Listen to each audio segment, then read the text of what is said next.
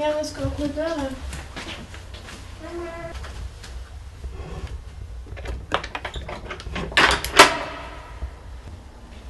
Hei. Unnskyld at jeg forstyrrer, men jeg bare trenger å prate litt med deg, hvis det går bra. Jeg vet det er sent, men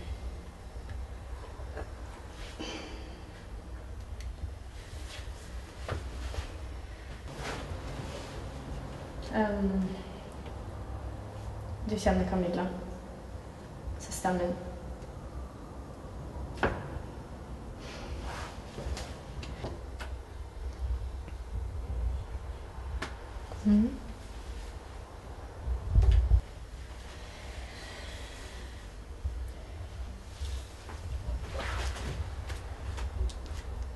Ok, du knulla søsteren min, Camilla.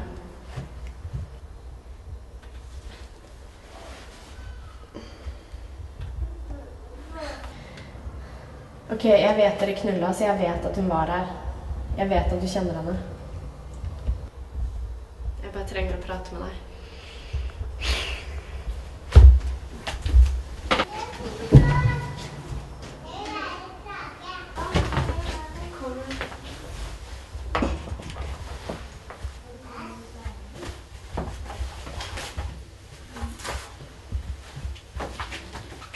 Ja, jeg skjønner det. Hva tror du det er for noe? Ja, dette er datteren min. Skal vi gå i stua? Oi! Ja, du får sette deg.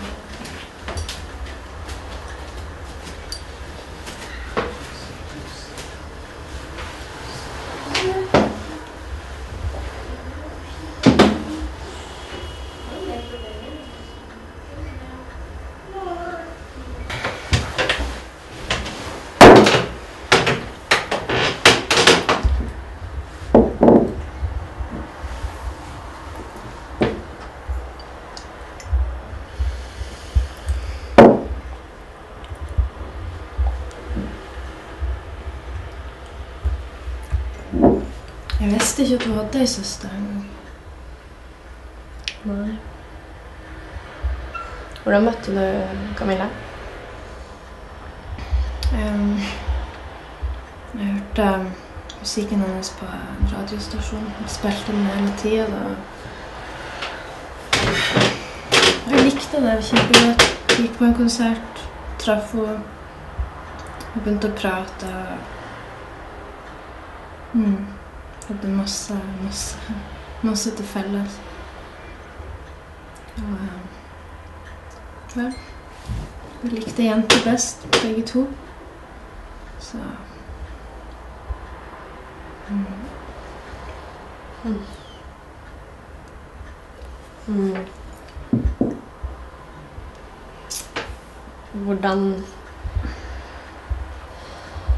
Hvilken Camilla kjente du?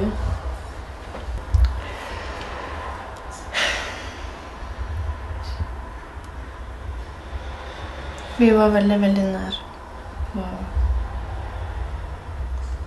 på veldig mange måter.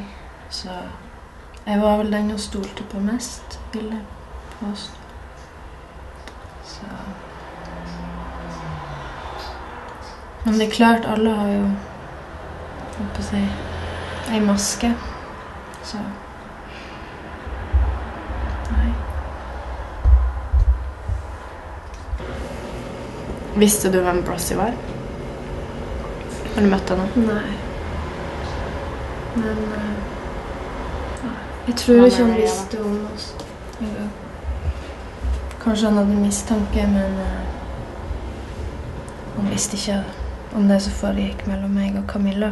I så fall skjulte han det godt. Men du visste om... Sett han, ikke sant? Det var ikke akkurat. Ja.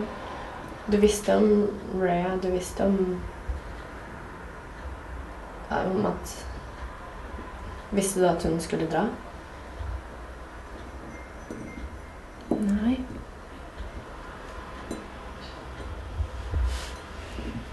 Men du visste om Raya? Jeg var der da hun ble født.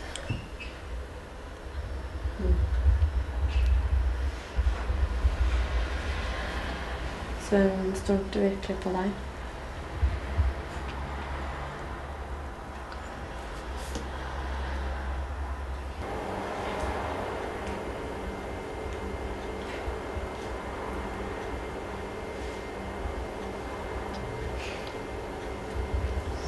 Jeg beklager at jeg bare buser litt sånn her, men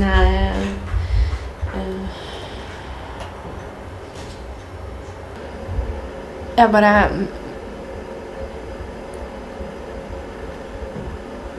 Det er søsteren min, og jeg må... Jeg prøver å finne henne, og jeg tenker på Raya. Du har jo en datter selv, du vet hvordan det er.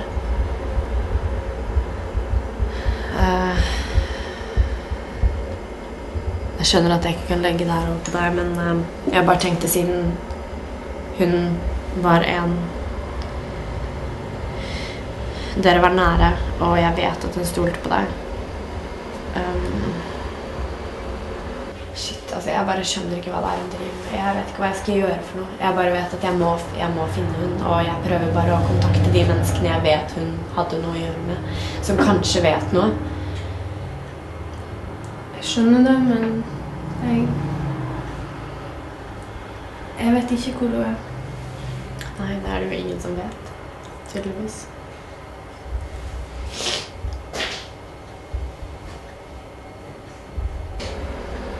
Er det noe her som er henne, som jeg kan få med meg, eller som jeg kan se på?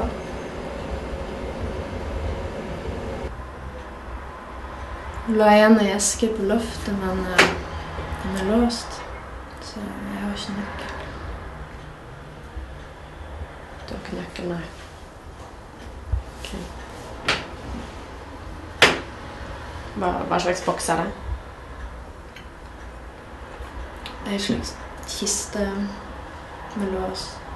Uansett, jeg skal ikke plage deg lenger, men den kisten...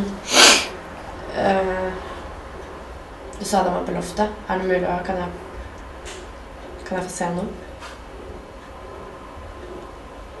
Du kan jo se den. Du får den jo ikke opp.